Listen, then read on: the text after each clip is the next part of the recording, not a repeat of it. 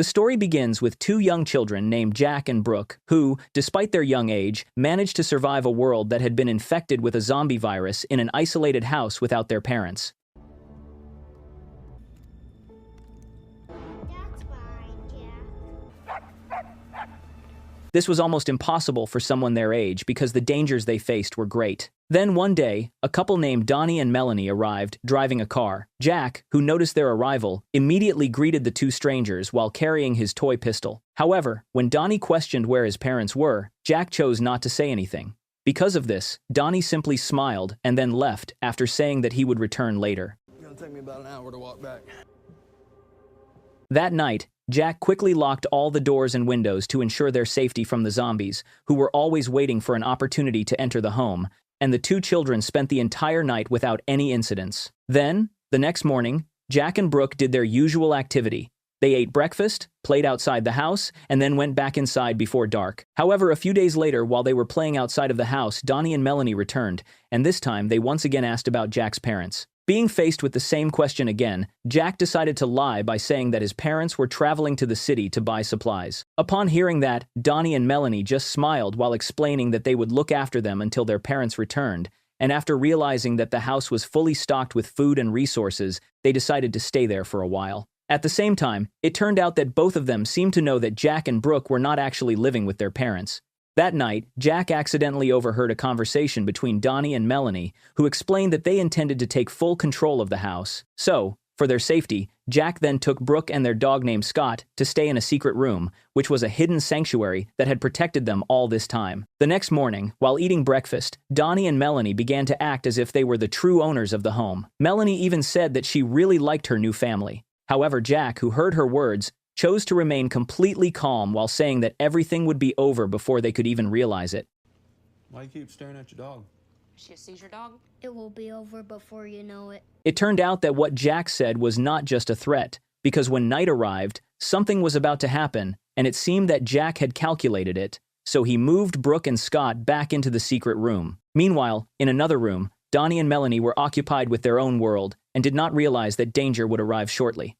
At that moment, Melanie, who had just stepped out of the bathroom, was startled by the appearance of several zombies outside the window. Scared, the couple then quickly turned off the lights, thinking that the zombies would not be able to see them. However, the bedroom door suddenly swung open, and Donnie, who realized that something was coming, took out his weapon to check. However, he then discovered that Melanie was lying on the floor with her mouth bleeding, and right after that, something dragged her away.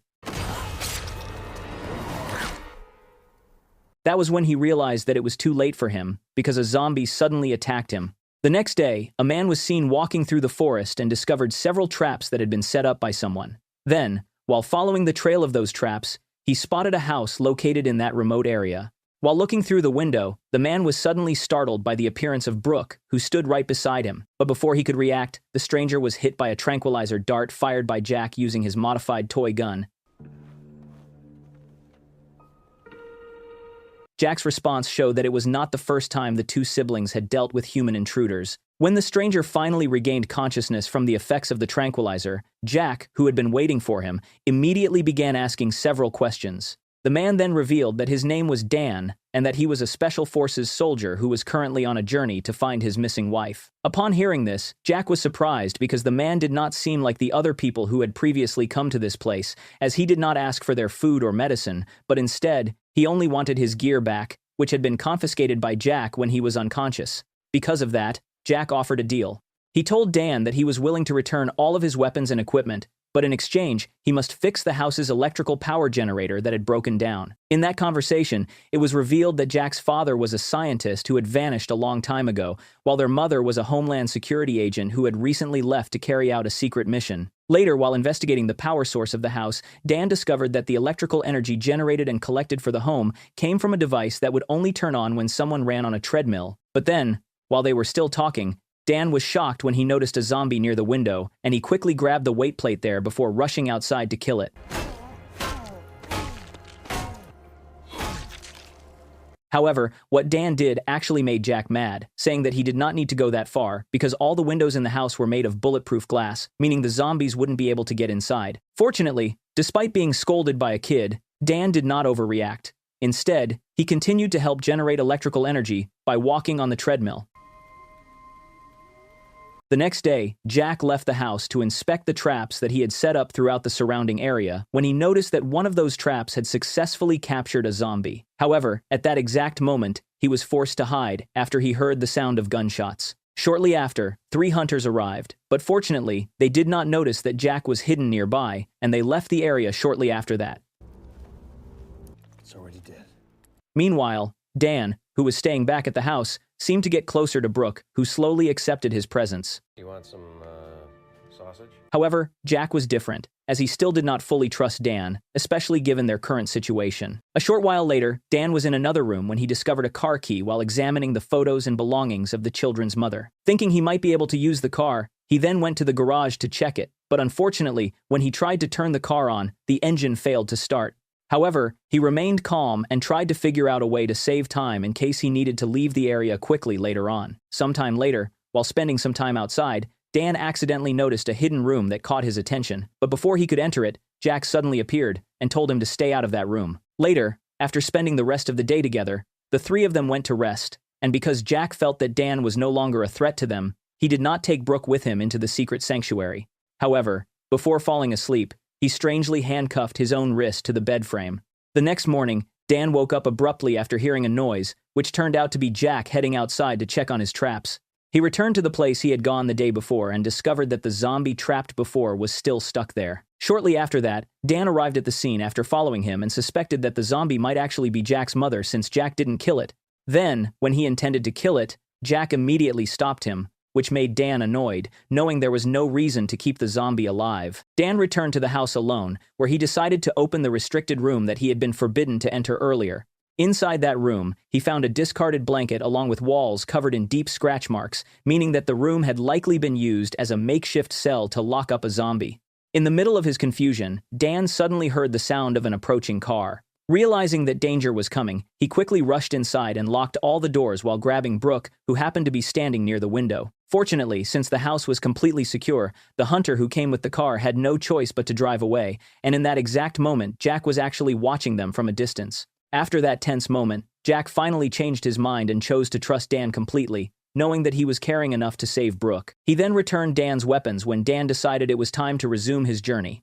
A few days before his departure, Dan said that he was thinking about bringing Jack, Brooke, and Scott with him to keep them safe, saying that he could not bear to leave them behind in such a dangerous place. However, before Jack could answer him, they were startled by Brooke's scream.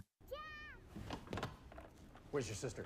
And when they checked, they found out that the hunters from before had returned and taken the girl hostage. In the middle of the tension, Dan was shocked when a barrage of gunshots suddenly pierced the 3 hunters standing before them, causing them to die instantly.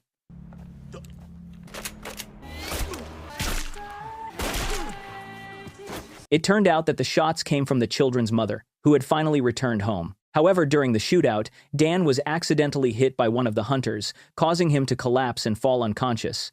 A few hours later, Dan finally woke up from his fainting with his feet tied together. However, the rest of his body was completely uninjured and perfectly fine. Then, once he freed himself from the ropes, he walked inside the house and met with Jack, Brooke, and their mother. Since Dan looked confused, the mother explained that the reason why he was still alive was that he had actually been infected by the virus. She also said that Jack was actually infected by the same virus for a long time. She then explained that, when people who got infected usually lost all brain function and began to act purely on instinct to satisfy their hunger, for some reason, there was a rarer case where an infected person's brain would remain fully functional, like a normal human. However, this rare condition also granted them enhanced physical strength and the ability to heal rapidly from their wounds. The main problem was that these rare infected people never knew exactly when they might lose control and transform, and the only reason why Jack had been able to track his own transformation all this time was thanks to Scott, who had been specially trained to detect the change by sniffing Jack's body odor before the transformation occurred. That was the real reason why Jack always handcuffed his wrist to the bed frame every night, and the mysterious room that Dan opened earlier was the room where the mother locked Jack up whenever he became uncontrollable. You see, there's 2 types of infected. Somehow you got infected, right? And then at some point you change back. How do I know when I'll change again? Great question. You don't. I need some air. Shortly after that, they suddenly received an unexpected visit from several individuals who turned out to be the mother's former colleagues. The group was led by a man named Brett, who was searching for his missing daughter, Melanie, after she had disappeared alongside a man. The reason why he visited them was that he suspected that Melanie had come to this location. However, because he could not find any proof for his suspicion, he was forced to leave, along with all of his men. Boys? That night, the mother explained to Dan that the area surrounding them was under the control of the National Security Agency. She also revealed that the agency had actually predicted the arrival of the zombie virus epidemic a long time ago, and because of this, they had secretly constructed thousands of identical buildings in remote areas like this one as shelters that were fully reinforced with various heavy-duty materials and equipped with independent power systems designed to allow humans to live. Upon hearing this, Dan was furious because he believed that the agency should have warned the people much earlier, which could have saved countless lives instead of focusing on building thousands of secret shelters. Later, when Dan was preparing to leave, the mother shared that Jack actually suffered from a congenital heart defect. Since birth, Jack had been predicted to live for no more than 3 years. However, her husband, who was one of the first scientists to successfully discover the zombie virus, decided not to give up and tried to find a way to save their son. He eventually decided to take a massive risk by injecting the zombie virus into Jack's body, which then transformed him into one of the rare infected with special abilities. Unfortunately, at one point, Jack lost control and bit his own father, causing him to get infected and turn into a zombie himself. The mother was then attacked, and she had no other choice but to shoot her husband to death to save herself and her children. As time went on, Dan grew much closer to Jack's family. However, one day, Scott suddenly began to bark loudly, causing the mother to realize that Jack was about to turn into his zombie state. Because of that, she was forced to lock her son in the quarantine room. Once Jack was locked inside, her heart shattered as she could only listen to the terrifying sounds of thumping and scratching coming from behind the heavy door, and for a whole day, the mother and Dan took turns guarding the door, hoping that Jack would recover quickly. The next day, the situation turned chaotic when they discovered that Brooke, who was playing outside, had suddenly collapsed on the ground. In that exact moment, the mother quickly realized that Brooke had also suffered from the exact same congenital heart condition as Jack. However, in this critical moment, they could not do much because of their limited medical supplies, and to make it worse, the nearest operational hospital was so far away from them. Seeing no other choice, Dan suggested that they should infect Brooke with the virus, just like they did with Jack. However, the mother immediately rejected the idea because she believed that Jack's survival was a rare miracle that might not happen a second time for Brooke. So, she eventually decided to let Brooke pass away peacefully without infecting her with the virus. Sometime later, after Brooke's death, Nicole and Dan discovered that Jack had finally recovered from his transformation, and once they were all gathered again, Dan decided with a heavy heart that it was time for him to continue searching for his missing wife, and although the mother and Jack begged him to stay, Dan remained determined to continue the search. During his journey, Dan kept remembering the warmth of Jack's family, which made him think about returning to them, until finally, one thing made him return for food. When he woke up the next morning, he discovered a lot of fresh footprints heading directly toward Jack's house. Feeling that something was about to happen to them, he rushed back immediately, and when he arrived, he discovered that the home had been surrounded by Brett and his armed men, who had returned to search for Melanie.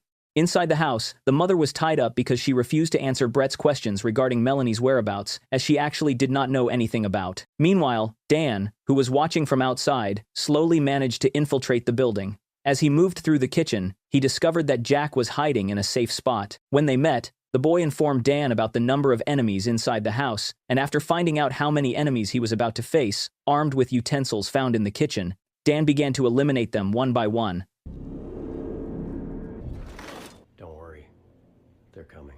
Like a shadow of death. Upon reaching the house's living room, Dan immediately came face to face with Brett and his remaining men. In that critical moment, left with no other options, Dan unexpectedly slashed his own neck, intending to accelerate his transformation by rapidly draining his own blood. Jack and his mother, who immediately understood Dan's intention, took the chance to escape when Brett and his men were caught off guard. Then, as soon as the lights were turned off, Dan suddenly turned into a zombie and attacked everyone. On the other hand, Jack and her mother could only hide inside the secret room while listening to Dan's terrifying roars, which quickly attracted a massive horde of zombies to get inside their house. The next morning, Dan woke up in his human state and discovered that the whole house was completely empty, with bodies scattered everywhere. Then, while searching for Jack and his mother, he found a farewell letter left behind by the mother, informing him that she and Jack had traveled toward the north. Upon discovering this news, Dan immediately picked up Jack's favorite toy, before deciding to resume his journey to follow them toward the north.